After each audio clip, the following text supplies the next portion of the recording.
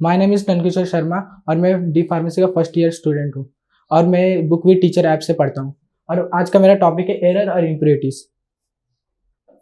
हम देखेंगे error measure value and true value के बीच में जो डिफरेंस होता है वो एरर होता है। जो अभी हमने कोई दवा लिया जिसका 10 mg उसका है ना मॉलिक्यूल का ये है, उसका ट्रू वैल्यू है, देखने जाए तो ट्रू वैल्यू है, और हमने अभी उसको मेजर किया तो उसके अंदर ना मेजर वैल्यू निकाले हमने, उसका 9 mg निकला। और दोनों में से जो दोनों का है ना माइनस करने के बाद में जो वैल्यू निकलता है उसे बोलते हैं एरर। जैसे हमारा 1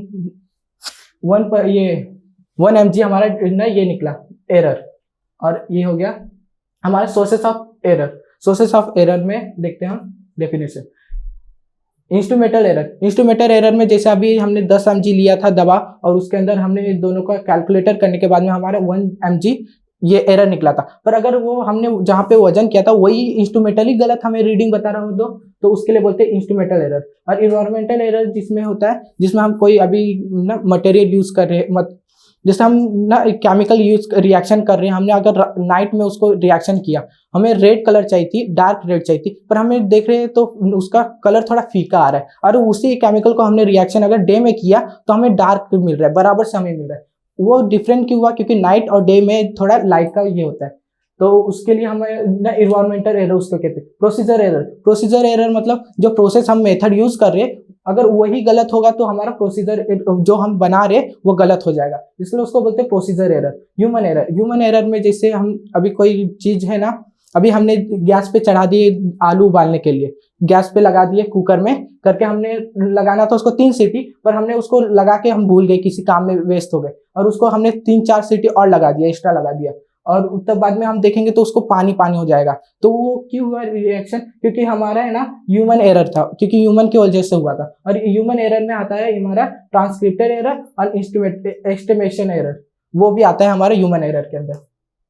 और ट्रांसक्रिप्टर एरर में जैसे हमारे कोई एक पेज हमारा है ना, कोई एक डेटा है हमारा, उसके अंदर हमें ना पूरा जैसे हमारा कंपनी का सबको सैलरी देना है, तो हमने बोला इसको है ना कैपिटल में रन कर दो, तो उस आदमी ने है ना, हमने हाथ से लिखा हुआ था, उसको 1 को 9 पकड़ लिया उसने, और हमें वहां पे लिखना था 1000 रुपया, तो वहां पे उसने लगा दिया 1 को 9, गलती से उसने देख के उसने 9000 पकड़ लिया, तो 9000 उसके ऊपर एंट्री कर दिया। ऐसे जो गलतियां करते हैं उसको ट्रांसक्रिप्टर एरर कहते हैं, जो ट्रांसलेट करने में गलतियां हो। और एस्टिमेशन एरर में जैसे हम किसी ना चीज को रीड करते हैं तो उसमें गलतियां होती है, उसका एस्टिमेशन एरर कहते हैं। एस्टिमेशन एरर मतलब जैसे अभी हमने एक केमिकल लिया, केमिकल को हमारे है ना, जैसे हमें टेस्ट ट्यूब है मेरे हाथ में, टेस्ट ट्यूब में अगर हम इसको कैसे रीड करेंगे, 3 तरह का होता है, एक अपर से, एक मिडिल से और लोअर से। अगर हम ऊपर से देखेंगे तो हमें बराबर से उसका केमिकल का वैल्यू नहीं पता चलेगा, कितना उसके अंदर mg है कितना नहीं। अगर नीचे से देखेंगे उसमें भी हमें डिफरेंस आएगा, पर अगर हम मिडिल से देखेंगे तो हमें पता चलेगा हाँ उसके अंदर इतना mg है, तो उसको बोलते हैं एस्टिमेशन एरर। और क्लासिफिकेशन एरर, हाँ, डिटरमिनेंट एरर और इनडिटरमिनेंट एरर। डिटरमिनेंट एरर मतलब जिसमें हमें पता चलता है ये मतलब हमें पता चल जाए जिसमें ये एरर है। जैसे कि अभी हमने दूध लिया, सपोज में हमने दूध के अंदर मैंने लेमन डाल दिया, लेमन डालने से क्या होता है वो दूध फट जाएगा, और हमें उसके बारे में पता चल जाएगा, हाँ देखने पे ही पता चला हाँ उसके अंदर रिएक्शन हुआ है, तो डिटरमिनर एरर हुआ। और हो गया इनडिटरमिनर एरर, अभी मैंने वही दूध के अंदर मैंने शक्कर डाल दिया, जब तक हम उसको टेस्ट नहीं करेंगे या फिर उसके बारे में चेक नहीं करेंगे, उसको बिना देखे तो हमें पता नहीं चलने वाला, क्योंकि उसके अंदर शक्कर डाला हुआ है, उससे कुछ रिएक्शन नहीं होना है, तो वो इनडिटरमिनर एरर हुआ। और इम्प्योरिटीज में जैसे ये फॉरेन मटेरियल और toxin and non B toxin material. जैसे अभी कोई हमने दवाई बना रहे उसके अंदर कहीं गलती से कोई केमिकल गिर गया या फिर कुछ हो गया, तो वो टॉक्सिन भी हो सकता है, नहीं भी टॉक्सिन हो सकता है, तो हम देखते हैं उसके बारे में। सोर्सेस ऑफ ना impurities, raw material use in the manufacture. Raw material जो हमने अभी प्लांट में हमने यूज कर रहे हैं मैन्युफैक्चर करने के लिए, तो हमें एक बार चेक करना चाहिए जो रॉ मटेरियल है हमारा वो सही है कि नहीं, प्योर है कि नहीं। अगर उसमें इम्प्योरिटी रहेगा तो हमारा और ये दवाई जो बनाएंगे उसमें भी इम्प्योरिटी आ जाएगा। प्रोसेस और यूज एंड मैन्युफैक्चर, प्रोसेस जो हमारा प्रोसेस है हम जो बना रहे हैं उसका प्रोसेस हमें देखना चाहिए ये बराबर से प्रोसेस है कि नहीं। अगर वो प्रोसेस हमारा गलत होगा तो हमारा दवाई तो गलत बनने ही वाली है।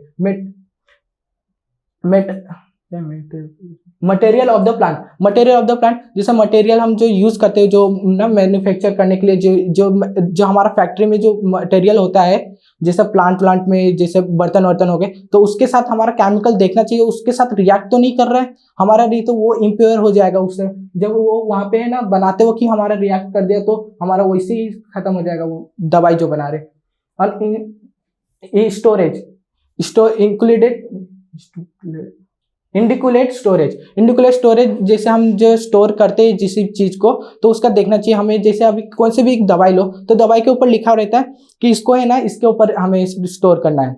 जैसे किसी को फ्रिज में रखना रहता है, किसी में रूम टेम्परेचर में रखना रहता है, किसी को हमको इसके अंदर रखना रहता है। जैसे इन्वायरमेंटल के अंदर जो रूम टेम्परेचर में आता है उसको उसके ऊपर रखा जाता है हमें, तो उसके अंदर कोई रिएक्ट ना करे, लाइट में रिएक्ट ना कर दे वो केमिकल, इसके लिए हमें देखना रहता है स्टोरेज उसका सही है कि नहीं। मैन्युफैक्चर हैजार्ड जैसे हम किसी चीज को बना रहे हैं, अभी उसके अंदर इतना टॉक्सिन मटेरियल आ गया और हमने चेक नहीं किया तो वो हमारा मैन्युफैक्चरिंग हैजार्ड माना जाता है। और डेलिब्रेटेड अडल्ट्रेशन जिसे कहते हैं, जैसे हम किसी चीज को बना रहे हैं जो हम मैन्युफैक्चर बना कर रहे तो उसके अंदर हम अलग से हमारे से ही डाल दे उसके अंदर जो अडल्ट्रेशन कर दे, क्योंकि हमें क्वांटिटी उसकी बढ़ानी थी मटेरियल की, उसे कहते हैं डेलिब्रेटेड अडल्ट्रेशन। और थैंक